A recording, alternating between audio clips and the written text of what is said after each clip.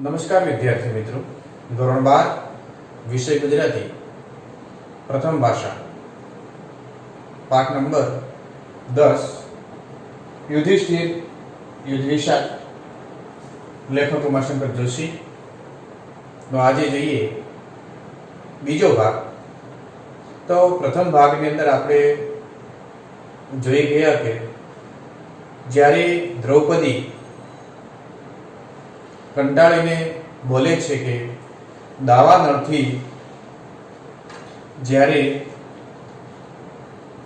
લોહી છાંટવાથી એમનો જે ગુસ્સો છે, દ્રૌપદી કહે છે કે સંસારને બાળી રહેલા દાવાનળો પાપીઓનું લોહી છાંટવાથી જ બુજાય છે, કે જે પાપીઓ છે એ પાપીઓને જે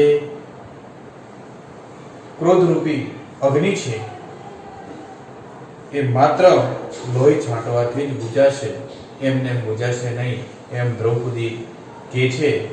અને લોકો જ્યારે પ્રાહિયામ પોકારી ગયા છે અને હવે આ પાપીઓના મૃત્યુ પછી અથવા તો પાપીઓને માર્યા પછી લોકોની અંદર શાંતિ થઈ છે, ત્યારે યુધિષ્ઠિર કહે છે એ વાત યોગ્ય છે, પરંતુ જે પાપીઓ મૃત્યુ પામ્યા છે અથવા કૌરવો મૃત્યુ પામ્યા છે એમના સ્વજનોને અત્યારે જે મા બાપ, ભાઈ બહેન, પત્ની એ જે કકળાટ અનુભવી રહ્યા છે, એ રડી રહ્યા છે, એને એક અવાજ જો આપણા કાનની અંદર પડે તો સમજાય કે આપણા કાનના પડદા ફાટી જાય, એટલું બધું દુઃખ સમાજની અંદર જોઈ શકાય છે।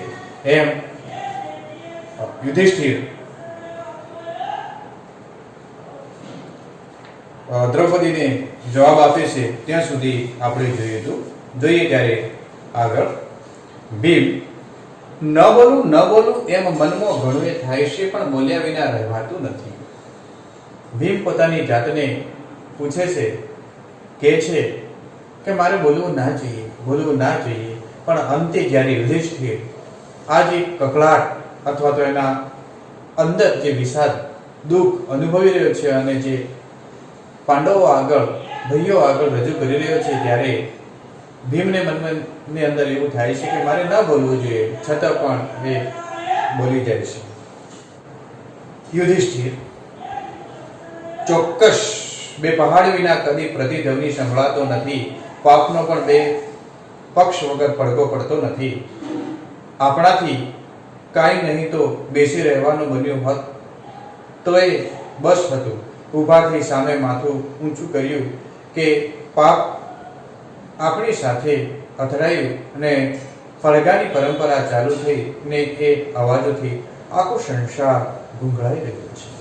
યુધિષ્ઠિર કહે છે કે આપણે જે યુદ્ધ કર્યું, યુદ્ધ કરવાના કારણે જે કૌરવોનું મૃત્યુ થયું, ત્યારે આખો સંસાર અંદરો અંદર અત્યારે ગુંગળાઈ રહ્યો છે। જે સંસારની અંદર સ્વજનો મૃત્યુ પામ્યા છે એ બદલાની અંદર જે જીવિત સ્વજનો છે, કકળાટ ખરેખર જોઈ ન શકાય એવો છે, એમ યુધિષ્ઠિર કહે છે। ત્યારે ભીમ બોલે છે, પણ થવાનું થઈ ગયું, હવે શું? જે બનવાની ઘટના હતી એ તો થઈ ગઈ, હવે શું કરવાનું? ત્યારે યુધિષ્ઠિર કહે છે, અરે વાહ, હવે ઘણું બધું। યુધિષ્ઠિર કહે છે, અરે વાહ, હજુ તો ઘણું બધું જાણવા જેવું છે। ત્યારે ભીમ બોલે છે, હું પણ કહું છું, જે છે તે હવે જ છે। 12 વર્ષ વનમાં ભમ્યા ને કેટલાય વિતર્કોને મુશ્કેલીઓ પછી આ રાજ્ય મળ્યું છે તે ભોગવીએ। જટાસુર, ચિત્રસેન, કીચક માર્યાના દ્રશ્યો નજર આગળ કરવર્યા કરે છે। સુયોધનને માથામાં લાત મારેલી, તેનો દુખાવો હજી તો પગમાં ગયો નથી। ગઈકાલ સુધી માથે વિતકના વાદળ ઝઝુમતા રહ્યા છે, હવે ગઈ ગુજરી ભૂલી જઈએ અને આપણે નિરાંતે બેસીએ। ભીમના કહેવા પ્રમાણે કે ઘણું બધું દુઃખો વેઠ્યા છે અને હવે બંનેની જે ઘટના બની ગઈ છે, જે થયું છે એ થઈ ગયું છે, એમાં હવે કઈ સુધારો થાય એમ નથી અને હવે આપણે શાંતિથી બેસીએ અને રાજ કરવું જોઈએ। ઘણું દુઃખ વેઠ્યું છે, એમ ભીમ યુધિષ્ઠિરને કહે છે। ત્યારે યુધિષ્ઠિર શું કહે છે? ભીમ તું ગુરુની ભાષામાં વાત કરે છે, કોળિયા અન્ન માટે વાઘ વરુ કેટલી મારફાડ કરે છે. આપણે પોતાના પેટ માટે આટલું બધું કર્યું, આપણને પેટ તો એક છે ને, એને માટે આવડા મોટા રાજની શી જરૂર છે? યુધિષ્ઠિર કહે છે કે આપણું પેટ એક નાનું છે અને જેમ વાઘ વરુ કોળિયા માટે ઝઘડે એમ આપણે ઝઘડી મળ્યા. ત્યારે પાંચાલી બોલે છે, યુધિષ્ઠિર હજી આગ્રહ મૂકતા નથી એ જોઈ સહેજ ઠંડી પડીને ધર્મરાજ દૈત વનમાં આશ્વાસન આપતા તે ભૂલી ગયા. દુર્યોધનને લડાઈમાં મારી ઇન્દ્રપ્રસ્થમાં રાજ કરીશું એવું કહી વનવાસનું દુઃખ વિચારે પાડતા તે તમે કે બીજું કોઈ? કારણ જ્યારે આ લોકો વનવાસની અંદર હતા પાંડવો, ત્યારે એમને ઘણું બધું દુઃખ પડતું, ત્યારે એ દુઃખને યાદ કરીને જ્યારે કહે છે કે તમે અમને આશ્વાસન આપતા અને દુઃખ વેઠીને આપણે ખૂબ જીવ્યા, હવે તો સુખ માણીએ ને પાંચાલીને આ ઈચ્છા છે. ત્યારે યુધિષ્ઠિર કહે છે એ જ હું, મારે જ વાંકે બધું થયું છે, એ તો હું ક્યારનોય કહું છું ને, તેથી તો હું એકલો જ વનમાં જવાનો વિચાર કરું છું. નકુલ ધર્મરાજ તપસ્વીના જીવનમાં પણ કાંઈ ને કાંઈ પ્રાણી વિનાશ તો હોય જ છે. યુધિષ્ઠિર ના જવાબની અંદર નકુલ કહે છે કે હે ધર્મરાજ, જીવનની અંદર તપસ્વીઓ હોય છે, એમના જીવનની અંદર પણ ક્યાંક વિનાશ તો થયેલો હોય છે અને આપણે હવે શાંતિથી રાજ કરવું જોઈએ એમ નકુલ યુધિષ્ઠિરને સમજાવે છે. ત્યારે અર્જુન શું કહે છે? અર્જુન કહે છે અરે બધા પ્રાણી નબળા પ્રાણીઓ ઉપર જીવી ગુજારો કરે છે. નોળિયો ઉંદરને મારે છે તો બિલાડી નોળિયાને, ને કૂતરો બિલાડીને તો વરુ કૂતરાને, અને માણસ વળે એ બધાને. એવી આખા જીવનની યોજના છે. તાપસો પણ વધ વિના પ્રાણ ટકાવી ન શકે. પોપશા બીડે તેમાં જેની ડોક મરડાઈ જાય એવા સૂક્ષ્મ કલ્પના માય ન આવી શકે એવા કેટલાક જંતુઓ તો છે. માટે મોટા ભાઈ મારું માનો તો જેવા સર્જાયા તેવા રહેવામાં જ માલ છે. જે કંઈ થયું તે બરાબર જ થયું છે. અર્જુન પણ આ રીતે એમને સમજાવે છે કે હે મોટા ભાઈ, જે આપણા જીવનની અંદર બન્યું છે એ યોગ્ય જ બન્યું છે. જે રીતે નાનું પ્રાણી મોટા પ્રાણીને ડરીને જીવે છે અને જ્યારે મોટું પ્રાણી નાની પ્રાણીને ખાઈ જાય છે, એમ આપણને ક્યાંક મોટી ભૂલ થઈ હોય તો એ માફ કરી લેવી છે. યુધિષ્ઠિર કંટાળીને હવે હદ થાય છે અર્જુન, તું શસ્ત્ર જારી જાણે, શાસ્ત્રમાં તું શું સમજે? વૃદ્ધોના ચરણ હજી તે સેવ્યા નથી, ભાતૃ સ્નેહથી બોલે છે એટલે મને ગમે છે. ભીમસેન અને તારામાં અઢળક બળ છે એ હું જાણું છું, પણ તેથી મારી બુદ્ધિમાં શંકા લાવવાનો તમને અધિકાર નથી. તું તો લોહીના લાલ રંગને અલગ ગણવાને બદલે ઉલટો એના ચળકાટથી લોહીને રાચે છે. બધું ગળી જતા હોય તેમ દુઃખથી ભલે ભાઈ ભલે તમે તમારી મજાથી રાજ કરો ને મનની આશાઓ સંતોષો, મારો માર્ગ મોકળો કરશો તો ઉપકાર. જંગલમાં ભટકીશ, યુગોથી ઉભેલા વૃક્ષોને પૂછીશ કે જગતમાં શાંતિ સ્થાપવાની કોઈ જડીબુટ્ટી છે? પર્વતના રુધિર દરદ વહેતા ઝરણાની સાથે સંસારનું દુઃખ રડીશ ને સાગરને વડવાનળ પૂજાવા જતી સરિતાઓને પૂછીશ કે સંસારનો દાવાનળ સમાવા જેટલું પાણી તેમની પાસે છે કે નહીં. આ રીતે કુદરતી પ્રકૃતિ છે એ પ્રકૃતિને પૂછીને એમનું જીવન હવે પછી ગાળીશ એવું યુધિષ્ઠિર એમના ભાઈઓને કહે છે અને ઝાડવાઓ નદીઓને એ પૂછીને એની જિંદગી વિતાવીશ એવું કહે છે. શબ્દ સમૂહ માટે એક શબ્દની અંદર વડવાનળ, સમુદ્રમાં લાગતો અગ્નિને વડવાનળ કહેવામાં આવે છે. જ્યારે દાવાનળ ક્રોધરૂપી અગ્નિ, જંગલમાં લાગતો અગ્નિ પણ દાવાનળ તરીકે ઓળખાય છે. અહીંયા ક્રોધરૂપી અગ્નિ દર્શાવ્યો છે. તો આ રીતે ખૂબ દુઃખી થઈને યુધિષ્ઠિર એના ભાઈઓને વાત કરી રહ્યો છે. વ્યાસ: સંન્યાસની આ શેની ધૂન લગાવી છે? દંડ એ જ ક્ષત્રિયોનો ધર્મ છે, મુંડન નહીં. શા માટે રાજા શોક કરો છો? જેવું બીજાનું થાય છે તેવું મારું થાય છે, ને જેમ મારું થાય છે તેમ બીજાનું થાય છે, એમ સમજે તો બધી વિટમણા ટળી જાય. વ્યાસ પણ સમજાવે છે કે જે ઘટના બની ગઈ છે. સંન્યાસીને પણ જાણે કે ધૂન લગાવી હોય એવું લાગી રહ્યું છે.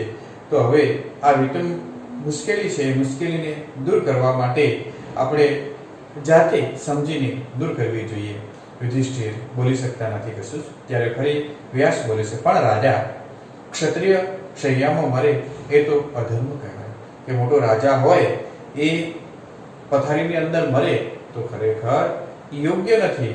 એના માટે તો ખરેખર એનું મોત તો સંગ્રામ ગણમાં જ શોભે છે. ખરેખર યુદ્ધનો અથવા તો ક્ષત્રિય રાજા છે એ યુદ્ધની અંદર જ મરવું જોઈએ, યુદ્ધના મેદાનની અંદર મરવો જોઈએ. કે સૈયાની અંદર મરે એ યોગ્ય નથી. તો એનું મોત તો સમરાંગણમાં જ શોભે છે. સંગ્રામ એટલે યુદ્ધ માટેનું મેદાન, અને આ રાજા હોય તો એમનું મૃત્યુ ખરેખર મેદાનમાં જ હોવું જોઈએ. યુધિષ્ઠિર ત્યારે કહે છે, મારું મોત એમ થયું હોત તો ઠીક જ હતું, તો પણ આ તો બીજાનું મોત કરી કરાવીને અહીં ઊભો છું. તો મારું જે કદાચ મોત યુદ્ધના મેદાનની અંદર થયું તો વાંધો નહીં, પણ મેં તો ઘણા બધા લોકોને મારી નાખીને અત્યારે અહીંયા ઊભો છું. ત્યારે અર્જુન બોલે છે, વ્યાસને પણ યુધિષ્ઠિર કંઈ દેતા નથી. એ જે કૃષ્ણને નિમંત્રે છે, યદુવીર તમે મને તો કુરુક્ષેત્રમાં લડાઈને રંગે ચડાવ્યો, પણ હવે આ કામ વસનું છે. 2-3 ગીતા ગાશો તોય સમજે તો ભલા.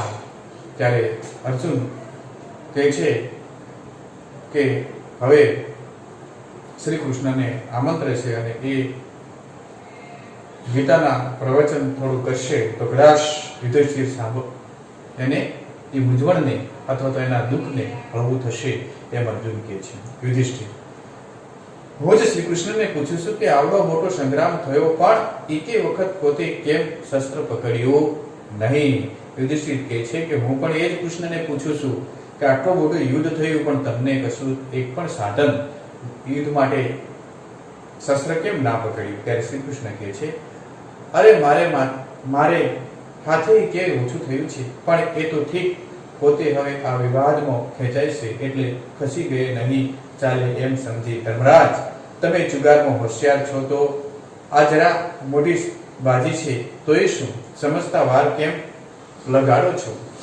કે તમે ખરેખર જુગારની અંદર હોશિયાર છો, તો પછી તમારી હાર કેમ થઈ એ તો વિચારો, એમ કૃષ્ણ યુધિષ્ઠિરને કહે છે. ત્યારે યુધિષ્ઠિર એટલે ત્યારે પાંચાલી બોલે છે, તમે બધાએ એક મહાશતરંજનના ચોકઠા છો. ત્યારે ક્રોધમાં ભરાઈને એ બધાને પાંડવોને કહે છે કે તમે બધા એક પ્રકારના જાદુગર જેવા એક જ જાતના વિચિત્ર લોકો છો, એવું પાંચાલી કહે છે. યુધિષ્ઠિર કહે છે, કબૂલ ને તેથી તો આજે હું શાંતિનો દાવ ખેલવા બેઠો છું. મારું સર્વસ્વ હું વડમાં મૂકું છું. જોઈએ છીએ શાંતિ જીતે છે કે યુદ્ધ હાથે કર્યા બધા ભૂસી નાખવા છે. શાંતિનો દાવ જીતું તો જન્મારો જીતીએ. યુધિષ્ઠિર કહે છે કે ખરેખર હું શાંતિ મળે અને ખરેખર શાંતિ થાય તો મારી જિંદગી અથવા આખી જિંદગી સુખી થઈ શકું, નહીતર હું સતત દુઃખી રહીશ, એવું યુધિષ્ઠિર કહે છે.